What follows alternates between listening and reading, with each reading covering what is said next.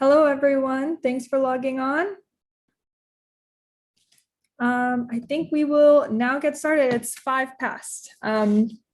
Perfect. So I want to welcome you all to this event organized by the Kurdish Assembly. My name is Kulsoom Jafri. I'll be your chair this evening. Tonight's emergency discussion is on resisting the Turkish state's colonial warfare and defending Kurdistan to defend freedom everywhere. The Kurdish Assembly encourages discussion, debate, and analysis that informs actions and campaigns. So while you're tuned in tonight, please consider supporting their latest campaign and asking your local MPs to write to Dominic Raab.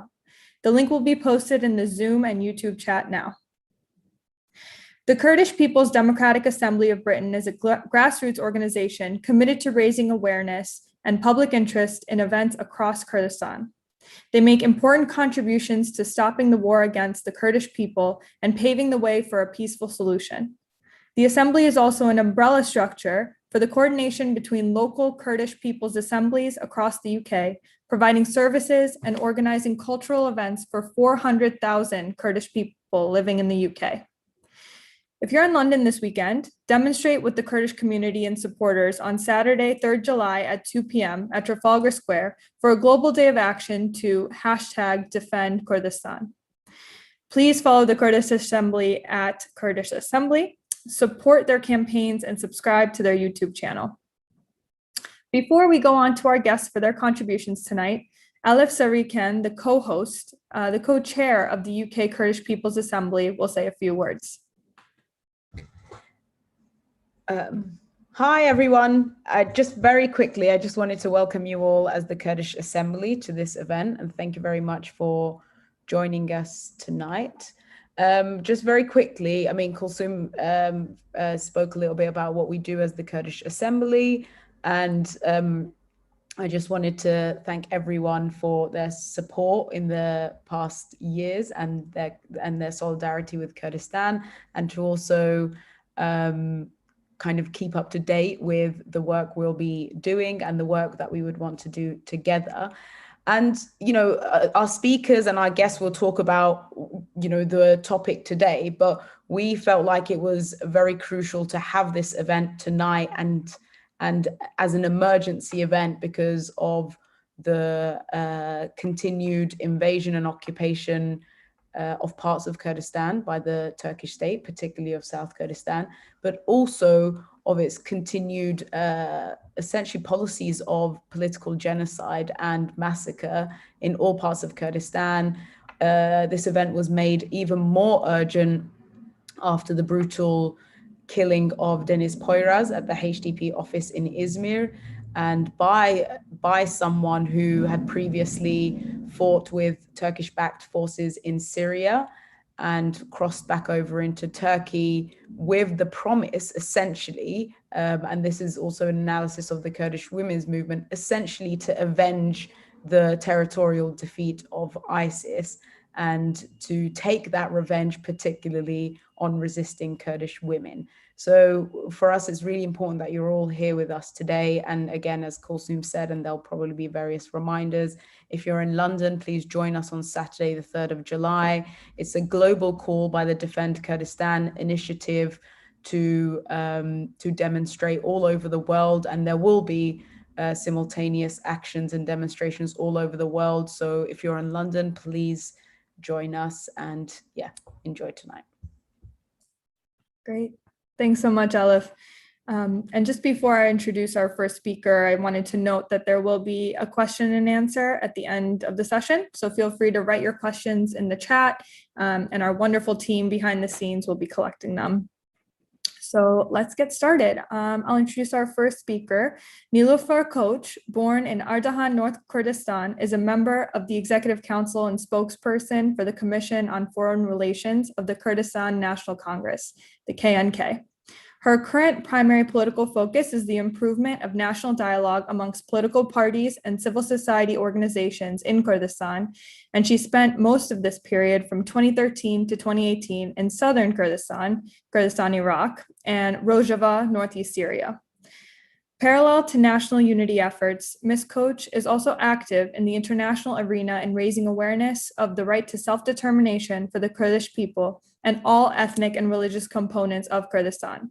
And she is interested and engaged in the active and autonomous participation of women in all fields of society and politics.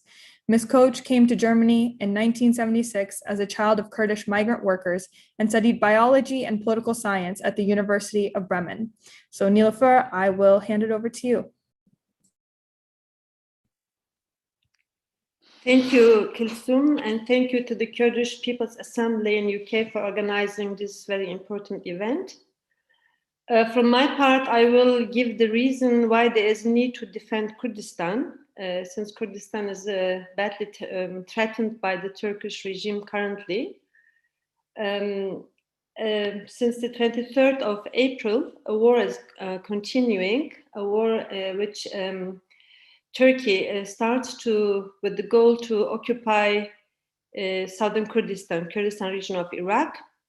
Parallelly to this, Turkey is also has a strategy and day by day acting with military forces to occupy Rojava and North and East Syria. As most of us know, Erdogan's dream is to build up a new greater Turkey on the former territories of the Ottoman Empire.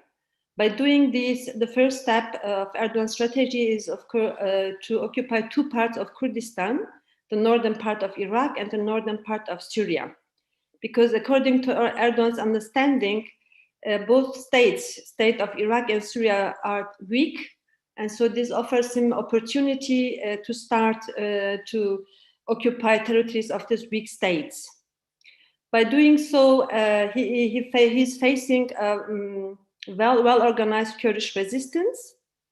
But the problem here is not the point of the Kurdish resistance. I would like to raise the problem why the international community, and particularly the states and international organizations, are keeping silent, because Erdogan is committing war crimes since 2018, when Turkey was occupying the Kurdish city of Afrin in Syria. We have seen several reports published by the different bodies of the UN, so that Turkey is systematically committing crimes against humanity and war crimes. So the same is Turkey is doing the same now since the 23rd of April in Bahtinan region of Iraqi Kurdistan. So Turkey claims this war is just a war against the PKK. But the truth is that he is committing a policy. One side, he built up nearly 70 military bases in a foreign territory. Means he is violating Iraq's international right of being a sovereign state. So Turkey is right now acting 70 kilometers inside of Iraq, which is, according to the international law, forbidden. One side, their military actions are continuing. By these, Turkey is using drones, armed drones, and killing Kurdish civilians. On the other side, he is destroying the whole nature in Kurdistan. We have seen in the last weeks thousands of trees in Iraqi Kurdistan have been cut, and these are trees aged between 400 years, very valuable wood, and these are sold to Dubai and Saudi Arabia, like Turkey did, has plundered the olive trees in Afrin. Since 2018, Turkey has plundered thousands of trees, burned the forests in Afrin, and selling the olives to foreign states. The same is Turkey doing now in Iraqi Kurdistan. One side, they're burning all the land of agriculture, burning the forests and plundering. On the other hand, since January, Turkey was cutting water, weaponizing water against the Kurds, particularly through the dams in Turkey, which are cutting the water between of the both rivers, Euphrates and Tigris. So now we have a terrible problem in Rojava and the whole north and east Syria, because the river Euphrates was offering water to Syria and Iraq, Tigris to Iraq, Euphrates to Rojava and whole Syria. So the water is cut, and there's a problem growing now. On the other hand, building further military headquarters as Turkey is continuing. So the question is here, of course, by committing war crimes, cutting water, which is also illegal, and cutting forests, trees is also illegal according to the international law. The question is why the UN and also NATO, in which Turkey is a member, are keeping silent, and also Turkey is candidate for the membership of the European Union. I personally got the feeling that the international community, or the states particularly, who are cooperating with Turkey because of their own economic ties or diplomatic ties, is that they want to create Turkey as a kind of Damocles sword against the people in the Middle East, particularly starting with the Kurdish people. So by strengthening Turkey as a member of the NATO means that the understanding of the NATO, and we have seen this in the last summit of the NATO on the 14th of June in Brussels. So like Jens Stoltenberg, the Secretary General of NATO, and also the US Minister for Foreign Affairs, Mr. Blinken, repeatedly said Turkey is an important ally for us, and they would need Turkey for according to my understanding, they would need Turkey for redesigning the political economic structures in the region. And Turkey is using this opportunity given by the silence of the institutions to commit a policy of genocide against the people of Kurdistan. So the claim that this war against the PKK is not true. Then you would ask why the plundering of all the natural resources in this country. Turkey wants to change the demography of the region, and the strength given to Turkey is its membership in the NATO. And Turkey is using the argument, well, I act as a bridge against expansion of Russia and China, but Turkey is playing double game. One side acting with the NATO, and the other side acting against Russia. But I wouldn't accuse Russia or China because Turkey is a member of NATO and candidate to the European Union, and their obligation is to force Turkey to keep the international law. So and one of the states who really is unconditionally supporting Turkey or backing Turkey is unfortunately the United Kingdom. As we have seen, not just through economic ties, but also backing Turkey with the diplomatic support. And the other state is Germany. We have seen this when 150 delegates, members of Defend Kurdistan initiative, went to, in the beginning of June, went to Erbil, the capital of Iraqi Kurdistan. They went as peacekeepers to stop the war and to bring awareness about the war. We have seen that Germany was arresting many of the people, forbidding them to go to Kurdistan. And even when people return from Kurdistan, they have been arrested at the airport in Germany. And we have seen that even the French deputy president of the French Senate, Mr. Pierre Laurent, was also not allowed to go to Iraqi Kurdistan. However, he got a diplomatic immunity. We have seen during the work of the Defend Kurdistan, the peace delegation, that there is the international support for Turkey, so that they won't keep silence about the war, because the main aim of the delegation was to bring awareness and to break the silence. Still, the silence is continuing. Most of the people in the European countries don't know what's going on in the Middle East. So if you imagine what would happen when Turkey will be able to occupy Iraqi Kurdistan, then you can be assured that Turkey will continue with its policy of expansion, because Erdogan can just stay in power because he promised the Turkish people or the politics in Turkey that he will create a greater Turkey. So, and all the power of the state in Turkey is supporting him for this dream. And I think Hisyar Öszoy can give more examples of the Turkish domestic policy also against the Kurds and opposition in Turkey. But I think strengthening Turkey by keeping silent means making Turkey to Damocles sword for the region and creating new power of aggression for the whole region. And this will make changes in the political balances of Middle East, because then occupying two parts of Iraq, or northern part of Iraq, southern Kurdistan or Rojava, will also, of course, lead to reaction from the Arab states. And I don't think Iran will keep silent. So it means that Turkey will, through this policy of invasion to southern Kurdistan now, will open a new problem, deepening the crisis in the region, and it will produce refugees. The European argument supporting Erdogan is that they say Erdogan is have a safe haven as a center for keeping the refugees.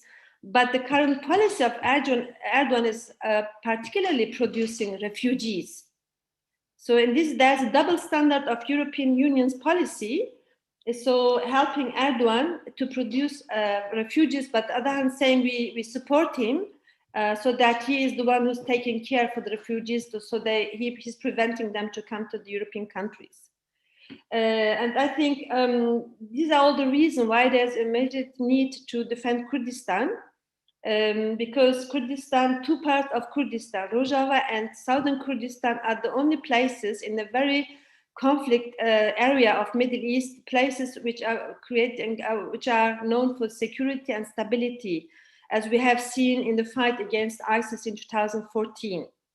So, and these are the reasons why I think it's important to defend Kurdistan against Turkish invasion and aggression of Turkey in the region. That's from my side. If there are questions, I will then have to respond. Thank you. Thank you so much, Nilufer. That was a very clear and thorough explanation, and I really appreciated explaining the current situation, but also the different actors that are involved and their alliances and their interests. So thank you so much for your contribution. Okay, next up, I will introduce quickly Hisyar Öszoy is the HDP MP for Diyarbakir and member of the Parliamentary Assembly of the Council of Europe, or PACE, for the People's Democratic Party. He holds a PhD in political anthropology from the University of Texas in Austin. So Hisyar, over to you. Okay, you hear me, right? Okay, thank you so much for inviting me to this wonderful event. And hi to everybody, to Nilufer and all other friends I haven't seen quite a long time now.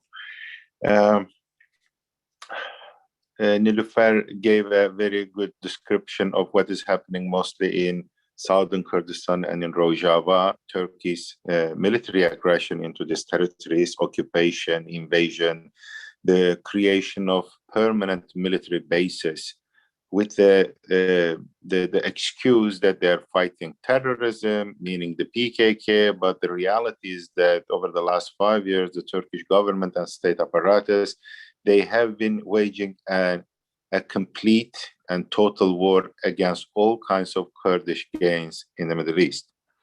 So between 2013 and 2015, you may remember there was an active kind of not even peace process, but some kind of preliminary dialogue and negotiations between the PKK's leadership, Mr. Abdullah Öcalan, and then the Turkish government. And then, of course, the HDP was having some role in that process as well.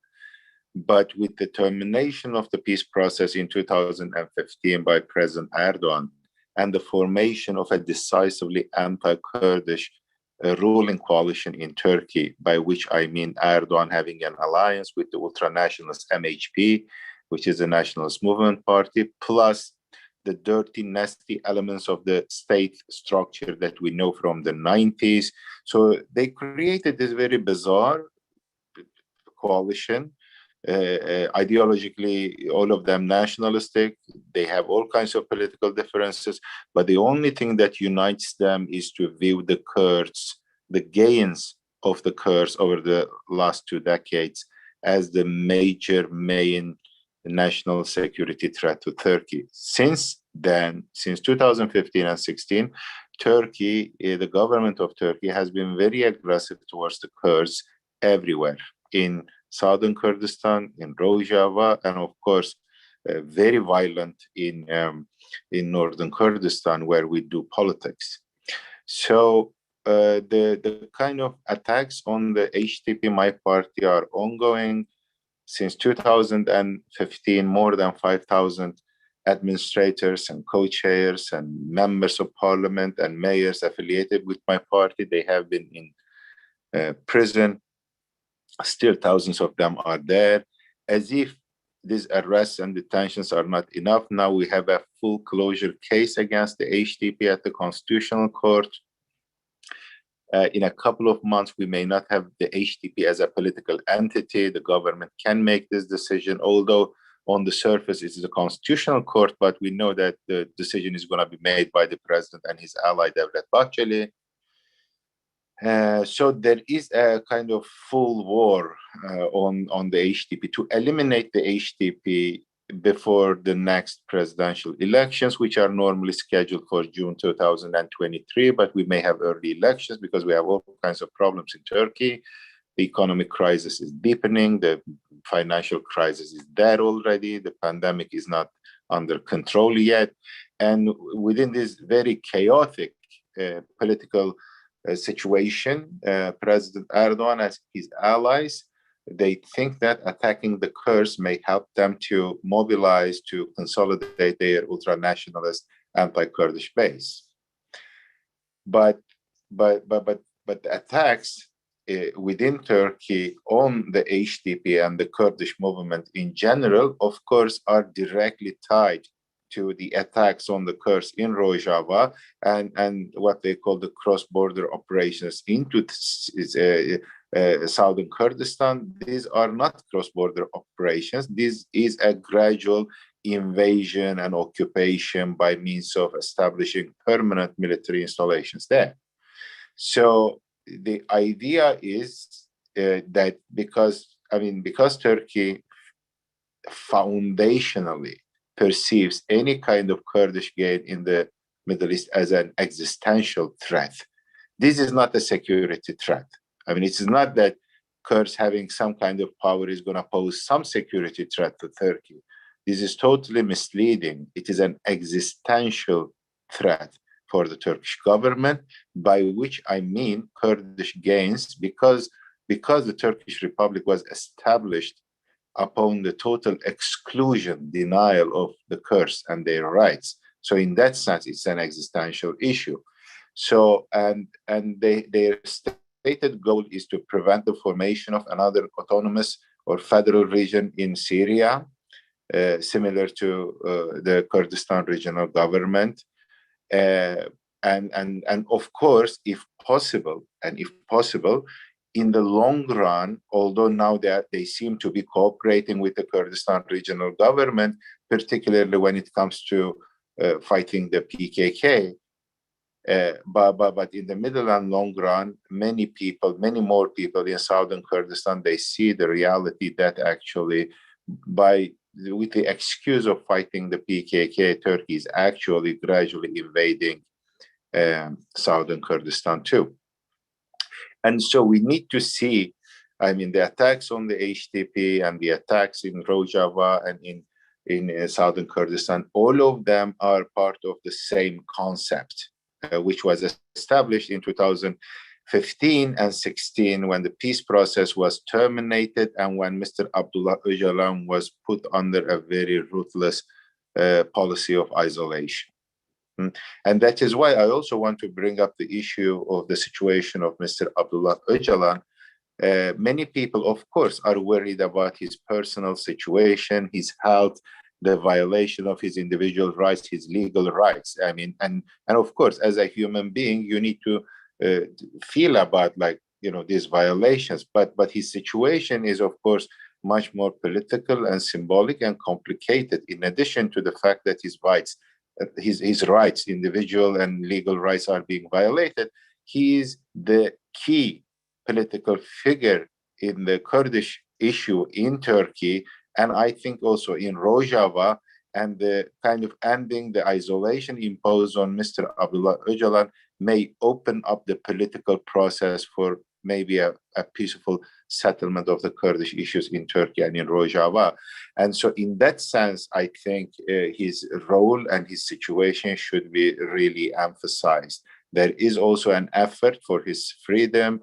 And if freedom is not possible right now, at least the ending of the isolation so that he can communicate with the outside world may be kind of a start for a possible resumption of the peace process.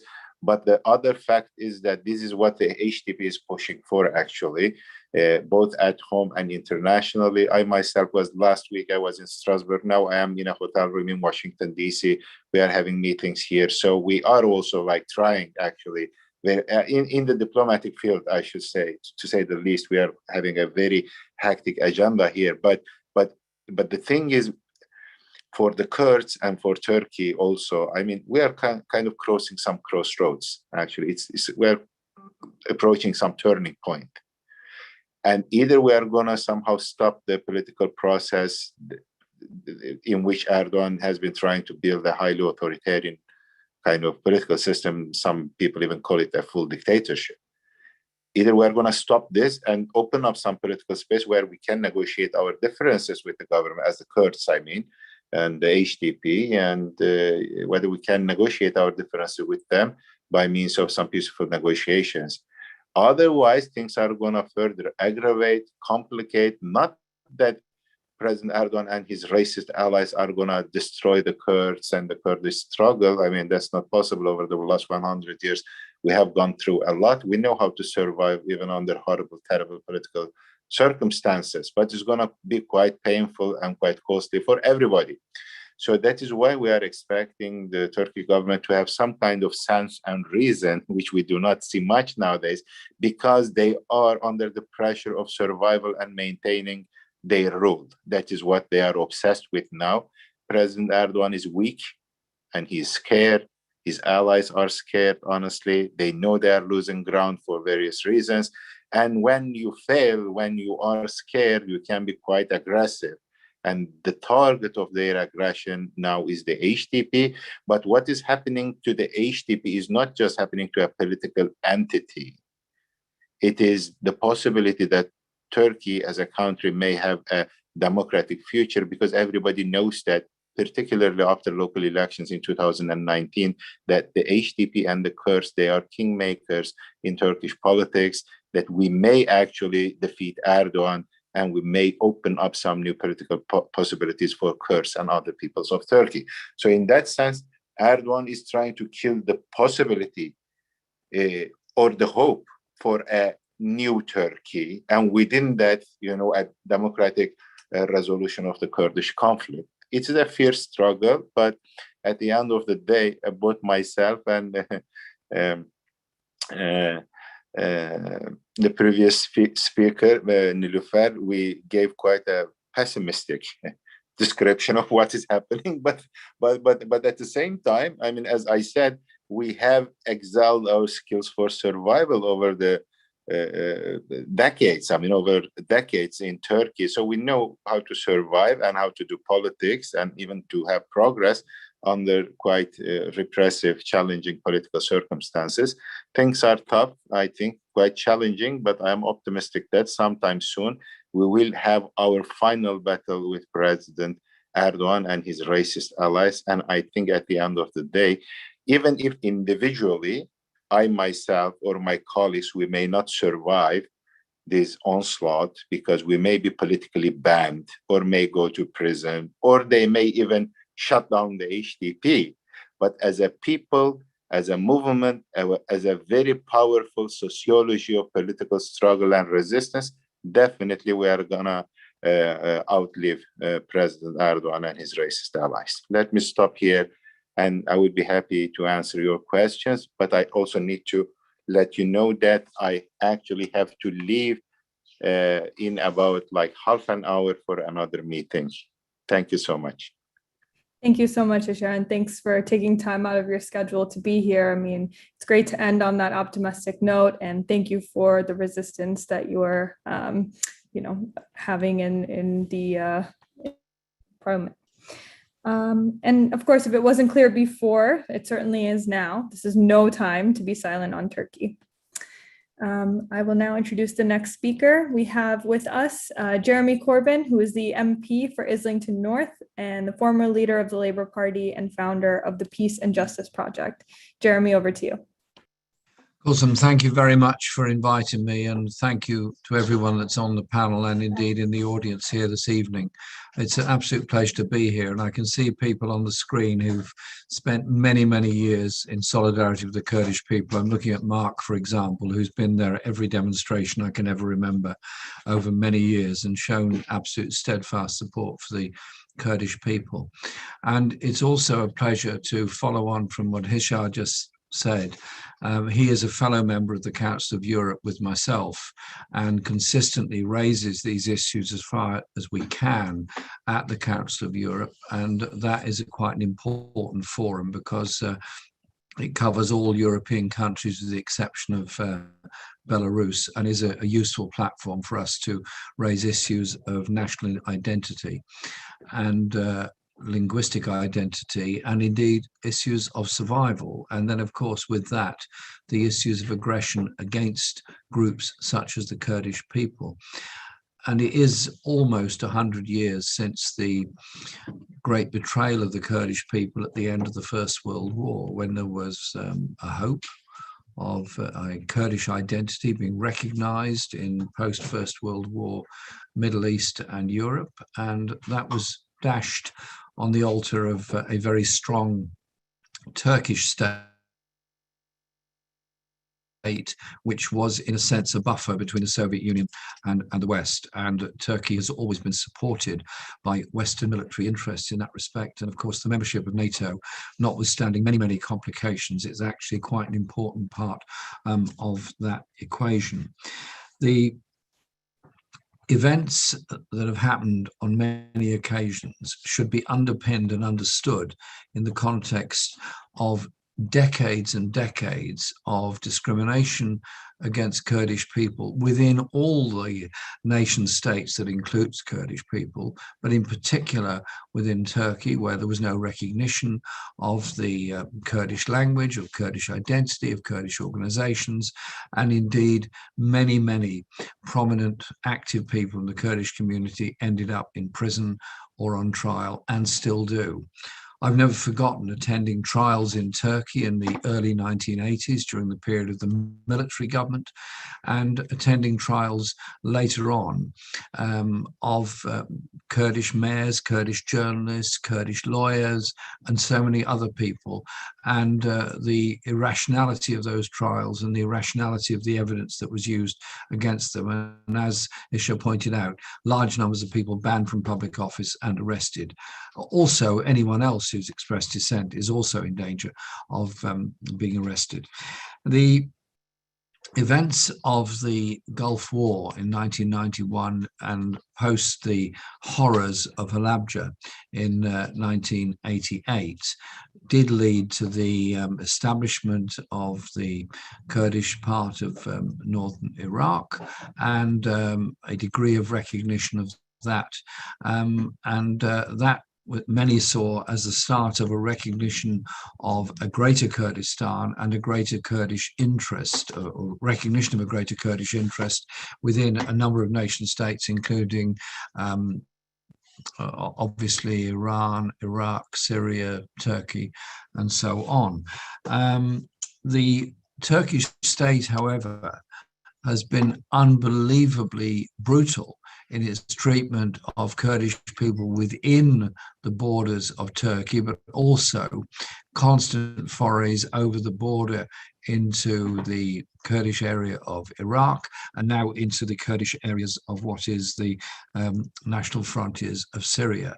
And the brutality that goes with that is also matched by the lawfare that's used against Kurdish representatives within Turkey, the constant attacks on the HDP, the attempts constantly to ban the HDP, the refusal to recognize that negotiations with Öcalan are actually a path to peace in the future, and recognition of the Kurdish people are a path to peace in the future.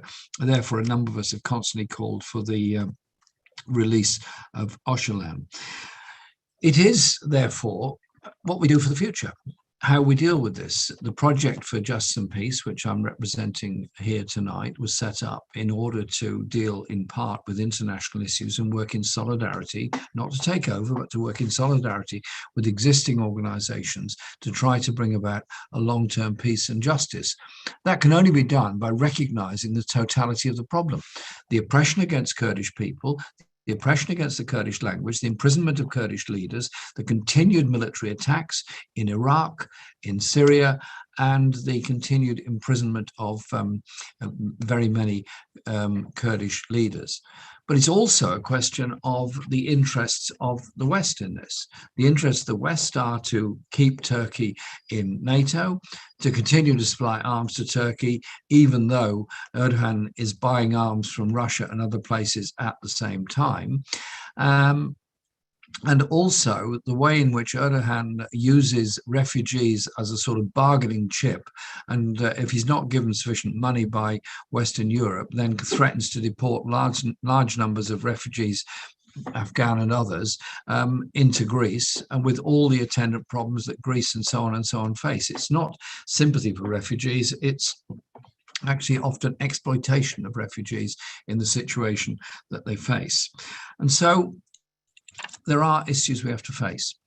But if the events that we're promoting this evening, the events that all of you work so hard on, do bring together a greater sense of unity of Kurdish people within whatever national frontier they have, and creates an international pressure to pull Turkish troops out of northern Syria and recognize the rights of Kurdish people within northern Syria, then that would be a huge step forward and help to bring about that sense of unity.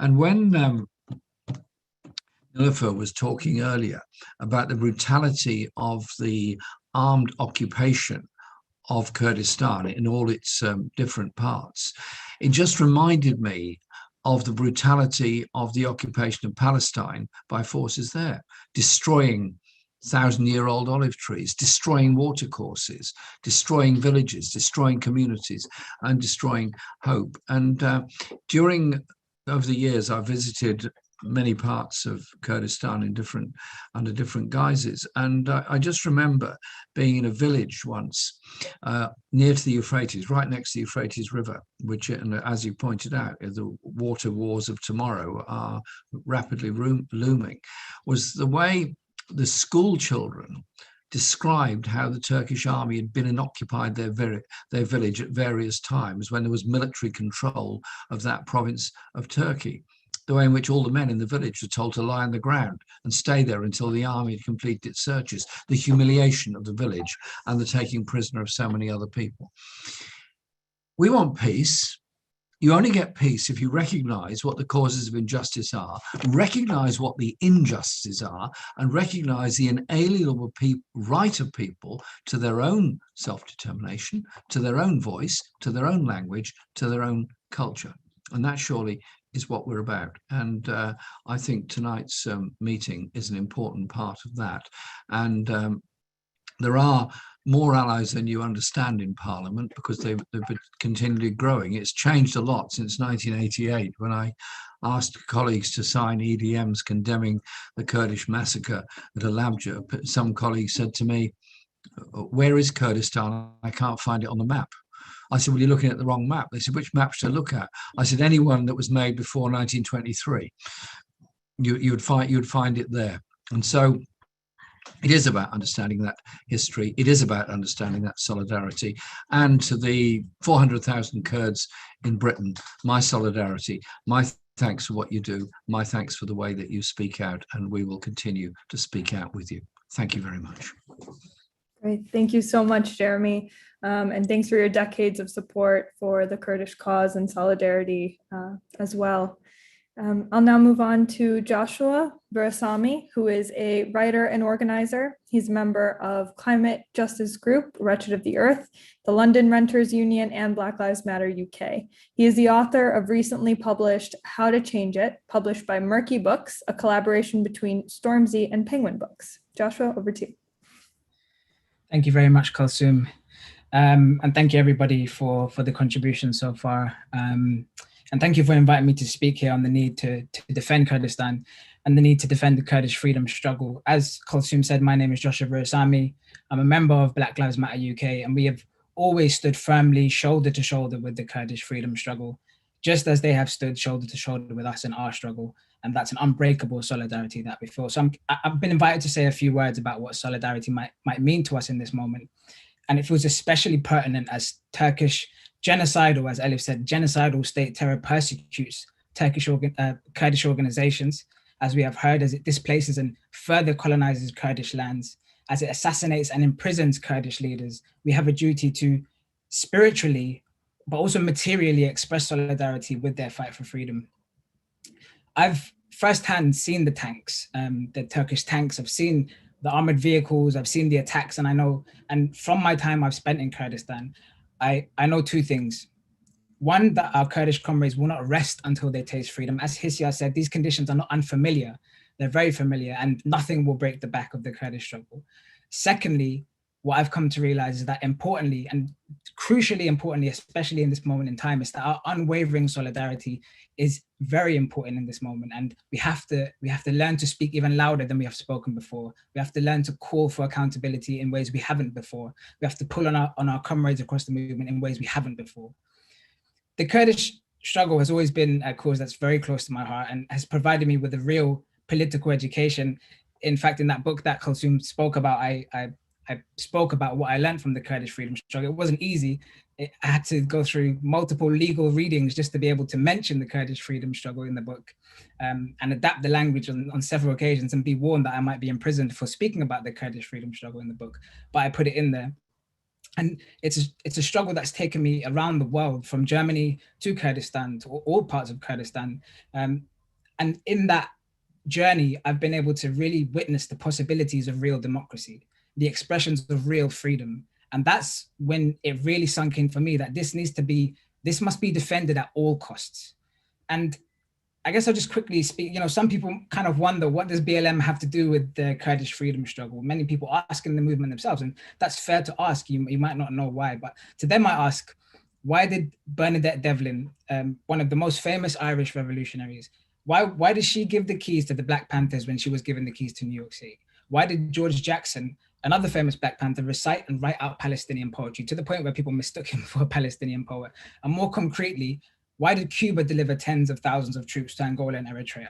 I think the answer is simple to this question. The journey towards revolution, the journey towards socialism in the third world has been one where hands are held defiantly across the South, where across our struggles.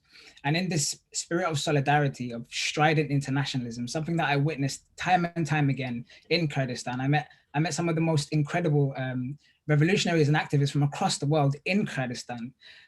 It's become so clear that is an absolutely important part of the struggle, and it's crucial. And the movement in Kurdistan has been an inspiring force for us. It's been a lodestar for our struggles across the world, and its gains, especially in recent decades, have been felt to be our gains. And I think that's an incredibly special and important feeling. Like for us as young activists, I still consider myself kind of young activists across the world, those gains have felt to be our gains.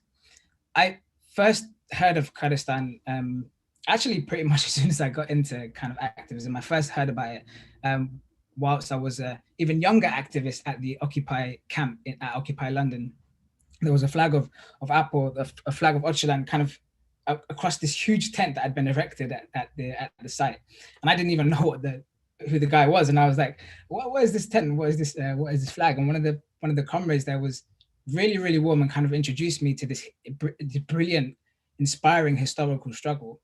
And one day, whilst I was doing an in-studio interview for Japanese television, he called me. He was really panicked, and he said, "Josh, have you seen what's happening? Have you seen the news?" And I was like, what are you talking about? What's happened? He said, "Armed police have arrived at the Occupy camp with semi-automatic machine guns.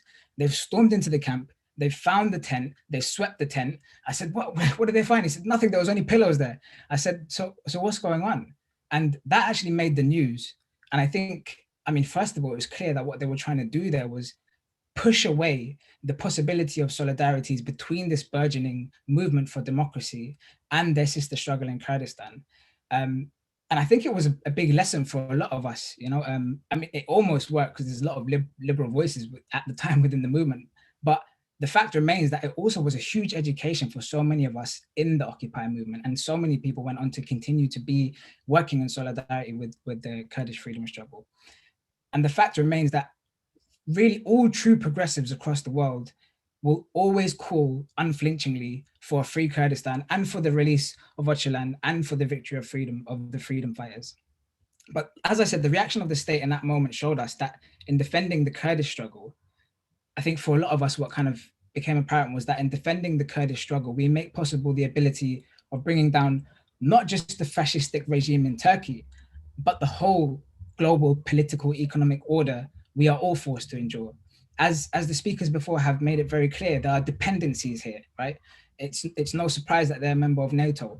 That is not, they act as a regional policeman for greater global powers. So in defeating the fascistic Turkish regime, we are working against the global capitalist system. And where the containment and repression of one community ends, it's so clear that the repression of another community starts.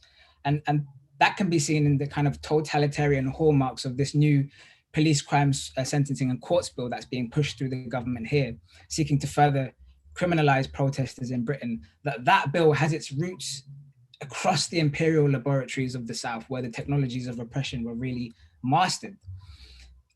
Doubling back to that for very fortuitous meeting at the Occupy camp, I would kind of then go on a journey, and later would take me to the valleys in Eskif in North Kurdistan, where I'd meet guerrillas who themselves had fought and had been tortured for years in Turkish gulags, and taught me a big lesson when they were like teaching me about the history of Britain and its role it played in carving up the lands there. It was the first time I heard about Sykes and Picot was from these guys, and they didn't let me get away with it. I might have been a black guy from Britain, but they were like, you need to take some culpability and really learn about your history. And that only really further solidified my commitment to the struggle. And it's never been straightforward. PKK is labeled as a terrorist organization here, but we all have to do what we can in order to stand up and make our voices heard. And it's taught us so much. And part of what it's taught us is the urgent, strategic and radical praxis of members of this movement. People like Sara, Sakin, I don't want to butcher the surname, I was going to say Sansiz, who demonstrated that not only, her work and her life has demonstrated to so many of us in the international movement what's possible. And she demonstrated that, it's not only is the equation socialism or barbarism, but actually the alternative can and should be available to us in the here and now. And I wanted to just pull out a little quote from her. She said, "Our approach to socialism was never utopian. For us, it has never been something that is far away. Instead, we try to see how we can concretely realize socialism, freedom and equality now. How can we start with ourselves to realize these principles in our own lives? The hopes and utopias are not projected onto future generations. Instead, we start with realizing them and our hopes here and now."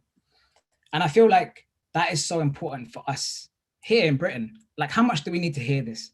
Whilst our left parliamentary organizations, whilst the Labour Party, for example, crumbles before us, and the grassroots left are kind of left to evaluate the terrors of Tory rule, here and now is such an important call. How can we build socialism brick by brick in the fashion as we're seeing it being done in Kurdistan? These are things that we have so much to continue to learn from the Kurdish movement, is what I'm trying to say. And one thing that's been especially concretely clear to me, especially during my time in Kurdistan, researching and participating, is that theirs has always been a ferociously international struggle. The Kurdish question, that of overcoming the colonial reality in Kurdish regions, was always situated squarely within the international struggles for liberation. And I was reading recently on the death of Haki, I don't want to butcher the surname again, Kare, one of the founders of the PKK and a staunch internationalist, and that internationalism was always there from the beginning of the PKK. And in an important pamphlet, the militants who wrote that pamphlet after his death quoted none other than Che Guevara at the Tricontinental Conference, which was an incredibly important conference for the realization of decolonial struggles across the very recent history, the late 20th century. And in that pamphlet, they've repeated the words of Che Guevara, and I just want to put it here at the end, because I think it's really important. And he said, the solidarity of all progressive forces of the world at that time towards the peoples of Vietnam is similar to the bitter irony of plebeians coaxing on the gladiators in the Roman arena. He said, it's not a matter of wishing success, just wishing success to the victims of aggression. He said, no, we have to share their fate. One must accompany them to their death or to their victory. And I think that nowhere else have I seen that spirit than in the thousands of people who have gone to defend the Kurdish revolution in Rojava. And so many people have realized that it's not enough to just put up a raised fist somewhere. We have to find ways to spiritually and materially be in solidarity. And I've lost beautiful, wonderful comrades to the bravery that they conjured in defending the revolution. And I write to friends out there trapped in situations of war. And I've learned that the steely, clear-headed nerve of our Kurdish comrades and the promise of a free world that they study and fight for is something we must always, and especially now as the Turkish state continues its death march, keep at the fore of our minds and on the tip of our tongues as we call on Britain and the international community, as our comrades have said, to break their silence on the violence of Turkey as one of their regional policemen. Great. Thank you so much, Josh. What an inspiring talk. Thank you for linking up the struggles faced at home and also internationally. So that's great. And last but not least, we have Kate Hudson. Kate Hudson is the General Secretary of the Campaign for Nuclear Disarmament, which has been campaigning for the global abolition of nuclear weapons, and the media officer of Left Unity. She served as the chair of CND from 2003 to 2010. She has been officer of the Stop the War Coalition since 2002. Thanks for being here, Kate.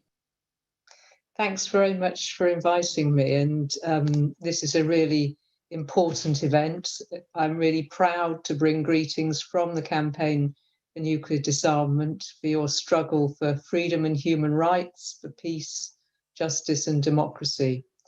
I'd like to start off by sending our solidarity and support to the family of Denise Poyraz and, of course, to the HDP too, who suffered from this terrible attack.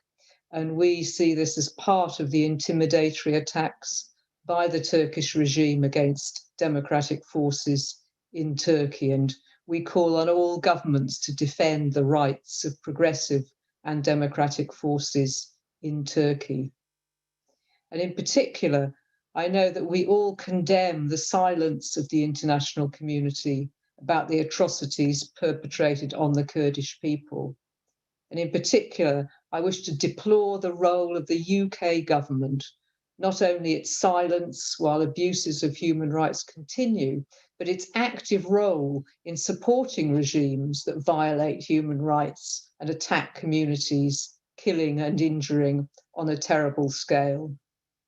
Its support for the Saudi regime's barbaric war against Yemen is well known, and the deaths and suffering of so many children is widely reported. Yet the UK government continues to support the Saudi regime with military supplies and hardware. And of course, the British government also supports Turkey, its ally within NATO. 2 weeks ago, the NATO heads of state met together in Brussels. And of course, they congratulated themselves literally on being an alliance that strives for peace, security, and stability. I mean, this is just appalling, appalling hypocrisy. And they published this very long communique at the end of the summit. And in it, it stated that NATO guarantees the security of its territory and its 1 billion citizens and guarantees them freedom and the values that NATO shares, including individual liberty, human rights, democracy, and the rule of law. So I think we have to ask, does Turkey as a NATO state really share those supposed values of NATO? And then more than that, do these rights and protections that they claim that NATO citizens have, do they apply to Kurdish peoples living in Turkey? But more widely, the idea that NATO stands for these values is just nonsense. It's just not true. And I know that we all know that NATO is a war-fighting machine. It's a nuclear-armed military expansionist alliance. It's not a human rights organization. That's how they like to portray it these days, but absolutely not. And of course, as we know, it keeps US NATO nuclear weapons in Turkey. So NATO makes Turkey a nuclear armed state. And if you have time to read the NATO communique, I would recommend it just for its breathtaking nonsense, really. It also says, we are committed to the rules-based international order. But any scrutiny would show that NATO repeatedly breaks international law. And you only have to consider the fact that it's a nuclear-armed alliance and has a nuclear first strike policy. That is illegal under international law. The use or threat of use of nuclear weapons breaks a whole raft of international laws. And it's not just nuclear weapons, you name it, NATO's broken international law on it practically. You know, it's just shocking, the claims that they make. But these attempts at rebranding NATO, trying to give it a soft image, are also being copied by other international institutions. So take, for example, the recent G7 summit, where leaders of some of the most powerful and wealthy nations came together to discuss the world's problems. Did they recognize the problems that they have brought on the world with their policies, which have led to economic crisis and climate emergency? No, they don't recognize that they're responsible. They again trumpet the same fantasies, talking about, quotes, their enduring ideals as free, open societies and democracies. I mean, really. And they say they will, quotes, harness the power of democracy, freedom, equality, the rule of law, and respect for human rights to answer the biggest questions and overcome the greatest challenges. But then these same countries work with Turkey. They support Turkey. They count Turkey as an ally, and they do nothing to prevent the abuses of human rights and democracy which emerge from the Turkish regime. So recently, there have been very disturbing reports about the use by Turkey of chemical weapons in its war against the Kurdish people in northern Iraq. And of course, this is by no means the first example. It goes back generations, but in recent times, there are many examples too. So in April, for example, it was reported that Turkey has used chemical weapons 3 times in the autonomous Kurdish region of Iraq. And in 2018, Turkish forces were suspected of using chlorine gas during Operation Olive Branch, the illegal invasion and occupation of Afrin in northern Syria. Then in October 2019, Turkey was accused of using white phosphorus in an attack on the town of Serekaniye in Rojava in northern Syria. And of course, the same has been used on Gaza by the Israeli state, as well as elsewhere in the Middle East. Now, as a result of this, international chemical weapons inspectors announced they were gathering information about the accusations. But in spite of reports by the Kurdish Red Crescent that both civilian and military patients were in hospital with burns from unknown weapons, the Organization for the Prohibition of Chemical Weapons said it could not confirm the use of chemical weapons. Now, it did claim it was working together with international partners to investigate this subject, but in spite of that promise and repeated witness from doctors that they were treating patients with the symptoms of poison gas and burns from chemical weapons, the investigation has been abandoned. I mean, that is just criminal. So the international community turns a blind eye to the breaking of international law and to the war crimes perpetrated by the Turkish state. And as a result, Turkey acts with impunity. And this means that every state that ignores these and many other crimes are complicit in them. You can't know about it and stand aside and do nothing without being complicit. So we hear fine words from the G7 and NATO, but not only are they meaningless, they hide a whole structure of brutality, of crimes, and of the destruction of communities at the hands of NATO and its allies. Not only must the Turkish government be held to account, but all governments that stand aside and allow these crimes to take place, including the British government. It's time to end the conspiracy of silence about Turkey's criminal attacks. So friends, we will continue to stand alongside you, opposing the crimes against your people and supporting you in your struggle for peace and justice. Thank you. Thank you so much, Kate. That was extremely clear and thorough. Really appreciate that contribution. Wonderful.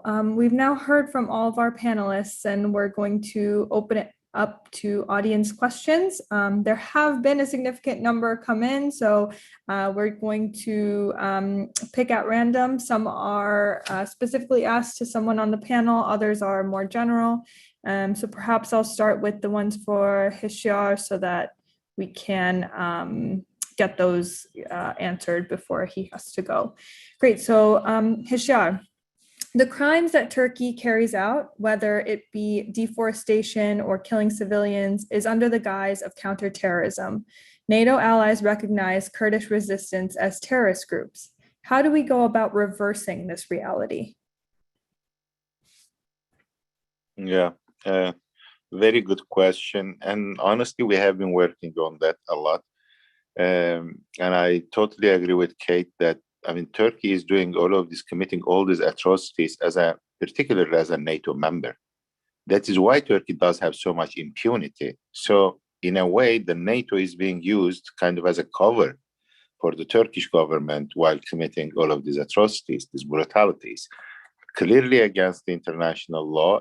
I mean, and it's not like a secret that Turkey is committing all kinds of violations, like the depopulation of Kurdish regions in Syria, ethnic cleansing, the weaponization of water, which just Nilufer mentioned. And all of these are war crimes, clearly war crimes, violations of the international law.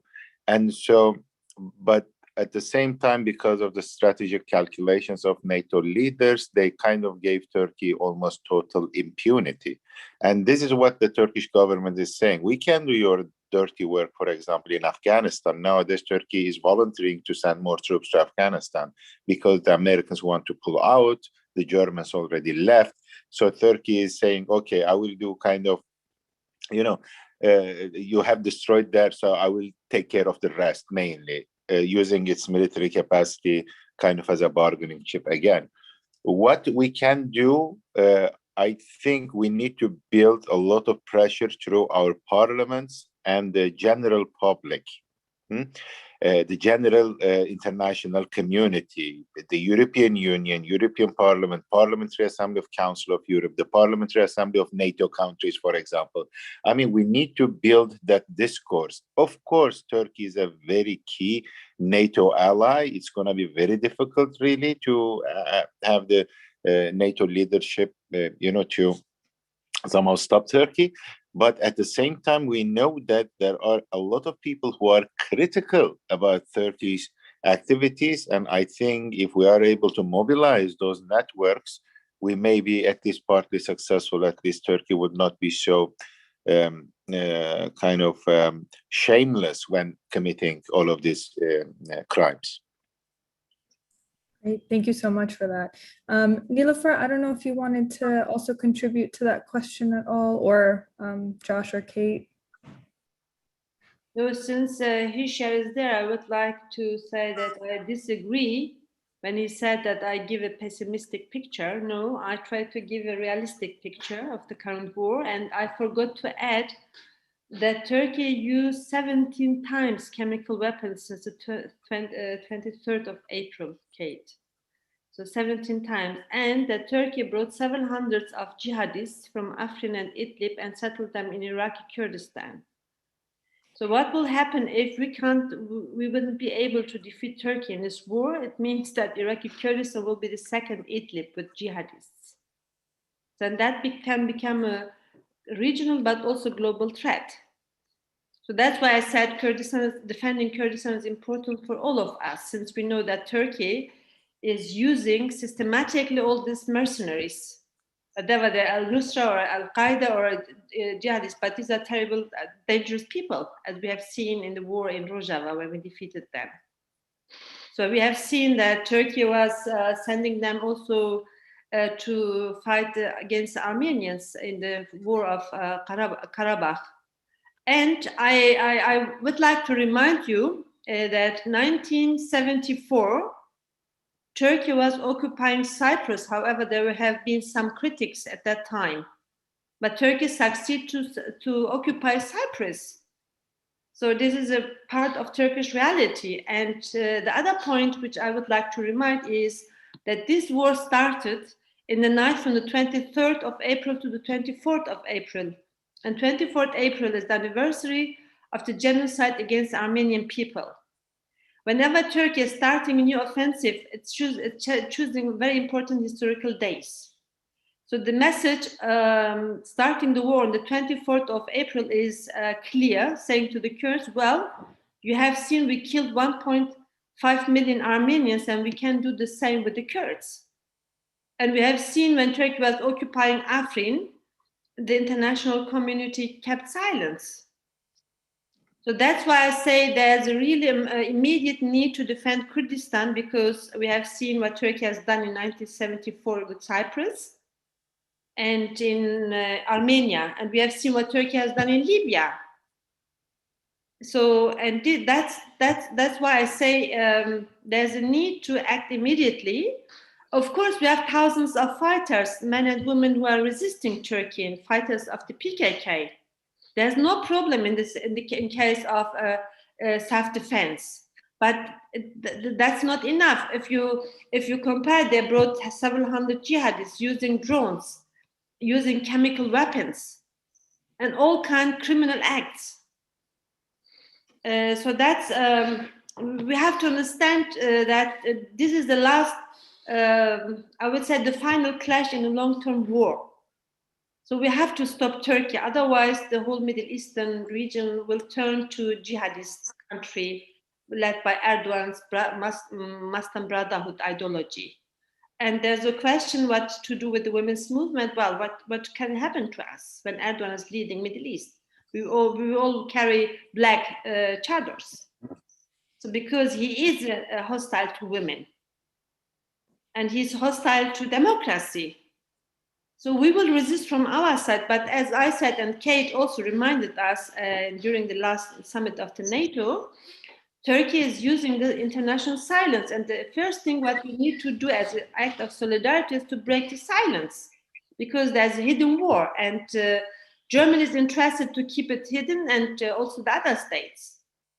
So we need to break the silence currently. This is very important, and solidarity is first. The solidarity's first step must be breaking the silence. And I agree with the question which Ivo was asking, Ibrahim Doğuş is asking Jeremy. We need, for example, to send delegations to the region to talk with the Kurdish politicians, to show the people in southern Kurdistan their solidarity. People on the ground need solidarity so that they can resist. Thank you so much, Nilufer. Very well said. There is one question for all the panelists that I'd like to go ahead and ask now. And Kate, if it's okay, I'll start with you. Do the panelists support the call for boycott corporations linked to the Turkish regime and divest from arms companies which supply the Turkish military? What more can be done to make this call more effectively heard? Yes, I think it's a very important call. We've seen historically how divestment and boycott campaigns can be very effective. The most clearest one, of course, was in the anti-apartheid struggle. That had a massive, massive impact. And of course, we're seeing it today, the call for boycott, divestment and sanctions in the struggle of the Palestinian people. But just to, I could link it to anti-nuclear questions as well. We're starting to see now quite successful campaigns to get pension companies and so on to divest from companies investing in companies that have holdings in nuclear weapons, for example. You know, and at the start I thought, well, I don't think they're going to get very far with that. But actually, we are starting to see some traction. So I think it's very, very well worth doing. And I suppose it has a twofold impact. One is that it can impact upon those corporations and so on, but also it's a very, very good way of raising public awareness. And what strikes me so much about the situation we're talking about is how little knowledge there is of this struggle in Britain. I mean, elsewhere as well, but talking about, you know, where we're located now, you know, there really needs to be a massive public education program about this. And it's not easy, of course, because the media, the establishment, you know, an extension of the conspiracy of silence, you know, but we have to find ways of breaking through that. And I think working on this is a very good way of developing that. Great, thank you, Kate. Josh, I'll come to you with the same question. Would you support a boycott to corporations linked to the Turkish regime? Yeah, yes, definitely. And I fully agree with everything that Kate said, and I don't really have much to add beyond the fact that I guess that the other important power of such a type of action is that it pushes the idea of the political legitimacy around an issue. When you push for boycott, divestment, and sanctions. And I think some of the other questions, Mark put a really good question about kind of the decriminalization of the Kurdish issue. You know, it's wrapped up in so much criminalizing language, which fearmongers around people's ability to participate with the struggle, but also wraps the movement in very detrimental legal frameworks, very serious legal frameworks. As I mentioned, some of the stuff around just being able to publish about it. So I think the boycott would also kind of push the questions of political legitimacy around it, and it would be a great form. You know, as Kate said, it's an incredibly powerful form of education, and I think around the kind of like arms companies which supply the Turkish military, I think we're in a moment where there's a movement that's on the up around attacking arms companies that are linked to colonialist regimes in the Middle East. So you know, people are taking action against different arms companies, and I think that's a consequence of more direct action movements and people who have been involved in direct action movements kind of connecting the dots. So I think it's a really good time to tap into those movements and be like, it's great that you're connecting that. There's more connections to be made. And I think, again, all of that is about pushing a further political consciousness around the Kurdish question that as Kate said, really needs to happen. And there's a big wave of young anti-racists that are talking about histories in which the Kurdish question is situated squarely within them. So it's a really good time, and I think boycott is a very powerful method for sure. Thanks, Josh. Nilufer, yeah, please feel free to contribute to that question. I agree with everything which can harm Erdogan. Great summary. Question. Yes, perfect. Okay, Nilufer, I'll come to you for the next one first then. The activists in Bashur are in need of help and are afraid of getting arrested for their activism. How can we in Europe organize mass protests with the Kurdish and European people when it's very difficult to get people out on the streets at the moment? Well, I think the Kurdish People's Assembly started an important campaign writing to the MPs, forcing Prime Minister Boris Yeltsin to stop his support for Erdogan. We can do this through letters, and I don't know what is the situation right now in the UK due to the COVID issue. I think writing letters and calling people to boycott Turkish tourism because there are people, might be not from UK, but in other European countries. And so far there's opportunity. I think people should go to, this is the time where we should act on the streets and show the solidarity. I said every time when 30 states of the NATO are keeping silent, and this silence is a kind of passive support for Turkey, then the grassroots must stay with the Kurds. So if the states are keeping together, then we as non-state actors should stay together also. So because in this I'm optimistic because we have seen that 150 of our friends from different European countries have been in Kurdistan, Iraq, and so far there's opportunity. I would suggest that also from UK people should go to Kurdistan to act with our people and shout with our people for peace. Thank you. Kate, would you like to contribute to that question as well? Oh, yeah. Just unmute yourself, sorry. Sorry, could you just tell me what the question was again? I was so listening to Nilufer, I forgot what the question was. No problem. It's how can we in Europe organize mass protests with the Kurdish and European people when it's very difficult to get people out on the streets at the moment? Okay. Well, if the difficulty is related to the pandemic, I think that we're now getting to a situation where the health conditions aren't so much of a restriction upon us. I mean, if you look at the massive protests that took place in support of the Palestinians over the past few weeks, you can see that people will come out.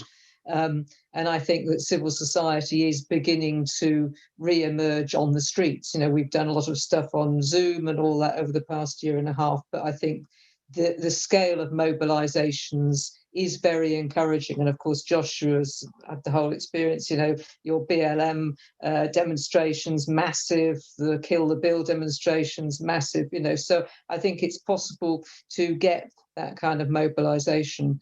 But I do very strongly agree with what Nilufer was saying, about if the states are going one way, civil society must go in the other direction and will go in the other direction, because we're confronting our government on so many issues. I mean, with essentially a far-right government in Britain now, there are so many things that we need to organise around. And I think that international solidarity is absolutely fundamental, not only to changing this issue, in fact, but to changing pretty much every single issue, because all the challenges that we face, whether it's fighting racism, fighting Islamophobia, the economic problems, fighting for, to deal with the climate emergency, the pandemic even, those are all things that they cannot be solved on a national basis. They have to be solved on an international basis. And the same in terms of support for the Kurdish struggle. I mean, to me, it's a great regret that we are outside of Europe, so to speak, now politically, because I know that within many of the European countries, there is much greater understanding of the Kurdish struggle and much greater solidarity. And so for civil society here to be able to link with those other organisations and those other movements will give strength and solidarity on both sides. So yeah, I'm absolutely for increasing the civil society struggle on the streets and in solidarity, and to internationalise it. Great, thank you, Kate. Wonderful. And Josh, just a kind of related question. How can we bring together the Kurdish and non-Kurdish youth to amplify the struggle? Are there any examples we could take from the BLM movement to help the youth realize it's never too late to contribute what we can to Kurdistan from here? It's a big question. I think looking at the young activists in the BLM movement that have, either started organizing last year or in recent years, I think a lot of them take strength from histories of struggle. Like they're powered up by understanding recent histories of struggle, and I think that knowledge of action and knowledge of self, being able to think about, where they come, where their families came from, being able to draw up a timeline, because obviously part of what happens in our education is that we're robbed of a timeline. We don't understand why communities came here, why, in my community here, a young Kurdish guy was killed on my doorstep, and we tried to resuscitate him. It was very horrible. It was very, very horrible. But why are certain communities dispossessed, disenfranchised, disadvantaged? We don't have an understanding for that. So being able to say to people, being able to understand ourselves within our communities, why do our communities face this kind of existence? Why did our communities come in the first place? What were they facing that made them leave? And actually being able to understand that all those things are ongoing, unbroken lines of violence. That's very empowering for people, because you feel like you have a handle on your on your current moment, and then you can have a handle on your destiny. And I think what's been powerful in our movements is kind of learning together and doing that learning together and doing it in a programmatic way. That's the especially powerful part, is studying together in a programmatic way that's always aimed towards knowledge of self, but knowledge of action. You know, how can we then take next steps together to change those things? And I think what's very important that we haven't done is connect different communities in those journeys. You know, like I mean, in some ways that's happening organically. If you went to the Palestine demonstrations, you saw with your own eyes how they've changed over the years, the representation of different communities, because lots of young people at the BLM demonstrations brought out their young friends, and there was lots of, you know, young people from Arabic communities, from all different kinds of communities, and they went there, and then they all go to each other's demonstrations. And I think there's that cross learning happening anyway. But I think a programmatic thing is what's really been useful for our movements. And yeah, it's a big question, but it's ultimately the most important question. And to be honest, I mean, my experience is I've never been in any movement, and this is just true. I've never been in any movement where being a young person is so politicized. The youth movements within the Kurdish movement, I was always like, oh wow, I didn't see that as a political identity, you know, to be a youth in society and how the youth are disenfranchised as youth. So I think there's a lot of learning we can do with young Kurdish organizers to our movements. You know, there's actually lots we can learn from BLM, but we can also learn from the Kurdish movement. And I think we're missing a trick that's not happening right now. Yeah. Absolutely. Thank you, Josh. Very well said, despite the big question. So we've just got a few minutes left. I'm going to go around and ask each of the panelists just for closing remarks. I'll begin with Kate, go to Josh, and then Nilufer, I'll let you have the last word. So Kate, closing remarks, please. Well, it's been a great meeting. I mean, incredibly interesting. I've learned a huge amount, and I've particularly liked the way that Josh has drawn the links between the different communities and the different struggles, and the points you were making about the timeline. That's really impacted on me. So thank you to all the speakers really for sharing their insights. I suppose the thing that I would just reinforce is the different levels on which we can struggle, the different ways in which we can struggle, because we had two parliamentarians here talking about what can be done in Parliament. I noticed they were doing a bit of networking there, you know, about what they can do in the Council of Europe, you know, so they can operate on those levels. Us lobbying MPs is incredibly important. And Nilufer has really reinforced the point about civil society struggle, and Josh about engaging young people and the whole educational process, discussing the divestment programme. You know, there are so many different ways in which we can get organised. And I think the main thing is that whatever suits us, or, you know, our organisation is going to be most linked in with, we should just really get on with it and just surge forward and make sure we can give as much support to this struggle as possible. Thank you. Thank you, Kate. Josh?